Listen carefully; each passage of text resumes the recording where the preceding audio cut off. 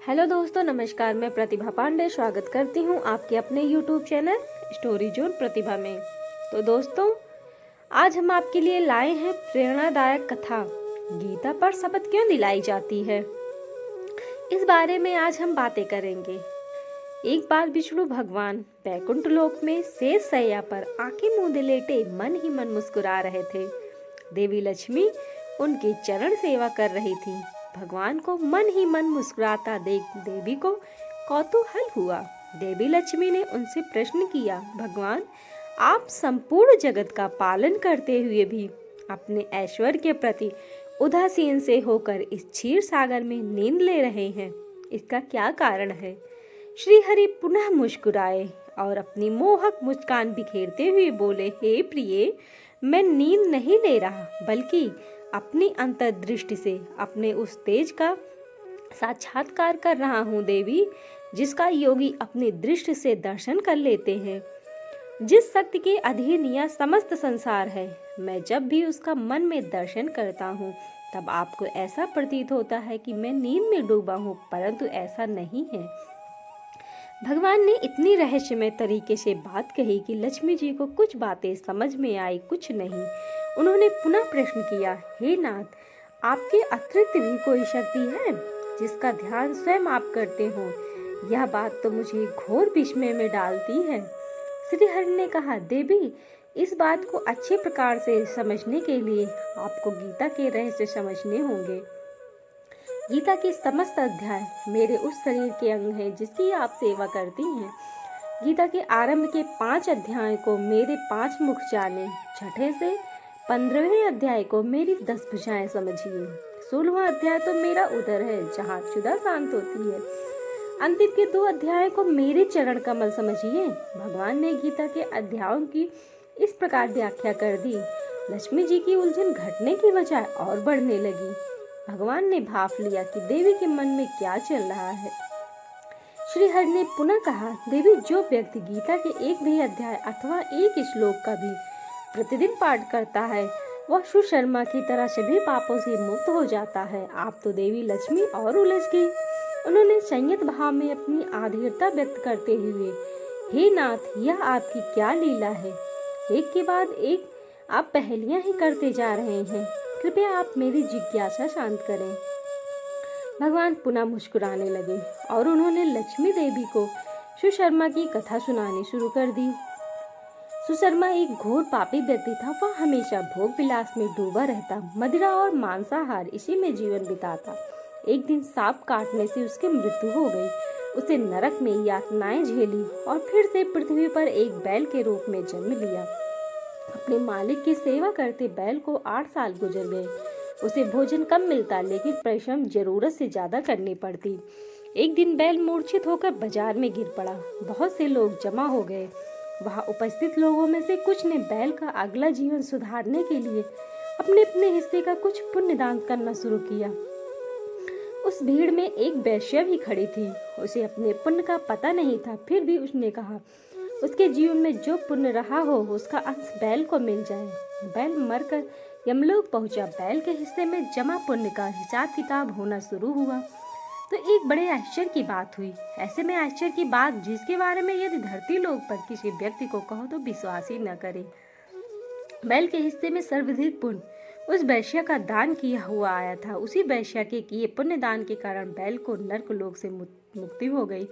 इतना ही नहीं, उसी पुण्य लोक से पृथ्वी लोक का भोग करने के लिए मानव रूप में जन्म लेकर भेजा गया। उसके पुण्य इतने थे कि विधाता ने उसे पृथ्वी लोक पर जाने से पहले उसकी इच्छा भी पूरी की। ऐसा सौभाग्य करोड़ों में से किसी किसी धर्मात्मा को ही मिलता है। इंसान के रूप में जाने से पहले बैल ने मांगा, हे परमात्मा, आप मुझे मानव रूप में पृथ्वी पर भेजने का जो उपकार कर रहे हैं उससे मैं धन्य हो गया हूँ। अब आपसे और क्या मांगू।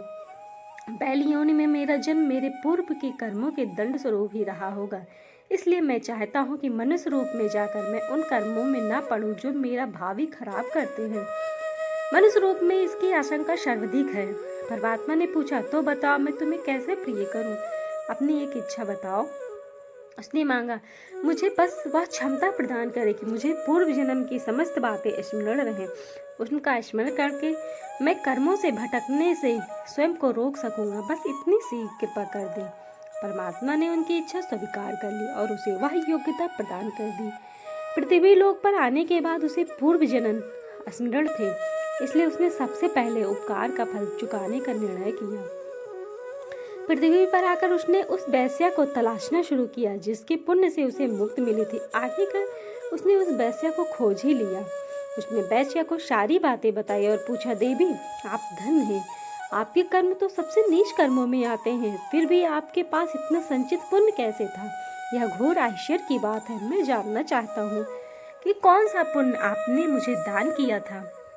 वैश्या ने एक तोते की ओर इशारा करके कहा, वह तोता प्रतिदिन कुछ पढ़ता है। उसे सुनकर मेरा मन पवित्र हो गया। वही पुण्य मैंने तुम्हें दान कर दिया। सुशर्मा के आश्चर्य का तो कोई अंत ही नहीं रहा। एक स्त्री ने उस पुण्य कर्म का दान किया जिसके बारे में उसे पता तक नहीं। वह पुण्य इतना प्रभावी है कि उसकी अधम यौन ही बदल गई। उसने तोते को आदरपूर्वक प्रणाम किया और उसके ज्ञान का रहस्य पूछा। तब तोते ने अपने पूर्व जन्म की कथा सुनाई। तोता बोला, पूर्व जन्म में मैं विद्वान होने के बावजूद अभिमानी था और सभी विद्वानों के प्रति ईर्ष्या रखता था, उसका पान और अहित करता था। मरने के बाद मैं अनेक लोकों में भटकता रहा। फिर मुझे तोते के रूप में जन्म मिला, लेकिन पुराने पाप के कारण बचपन में ही मेरे माता पिता की मृत्यु हो गई। मैं रास्ते में कहीं अचेत पड़ा था, तभी देव योग से वहां से कुछ ऋषि मुनि गुजरे।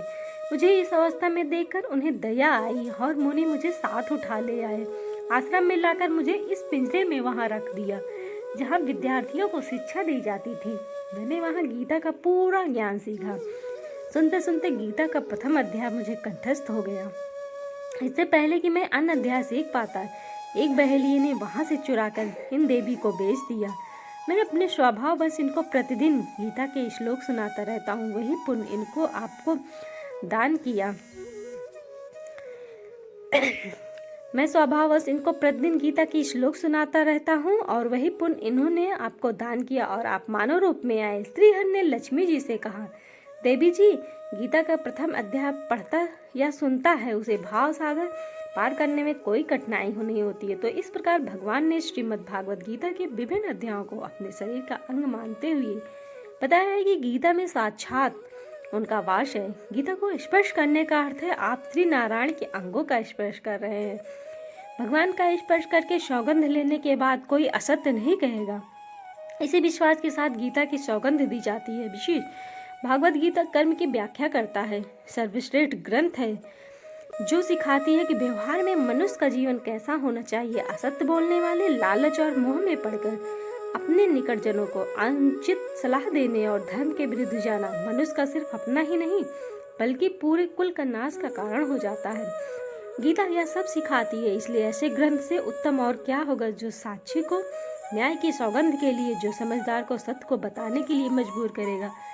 तो दोस्तों, आपको हमारी यह कथा कैसी लगी प्लीज़ कमेंट में बताना मत भूलिएगा कि हमारी गीता पर शपथ क्यों दिलाई जाती है। इस बारे में जो हमने बताया है आपको कैसे लगा, और लाइक शेयर सब्सक्राइब करना तो बिल्कुल मत भूलिएगा और बेल आइकन जरूर दबा दीजिएगा जिससे हमारी कहानियों के नोटिफिकेशन आप तक जाते रहेंगे। धन्यवाद दोस्तों।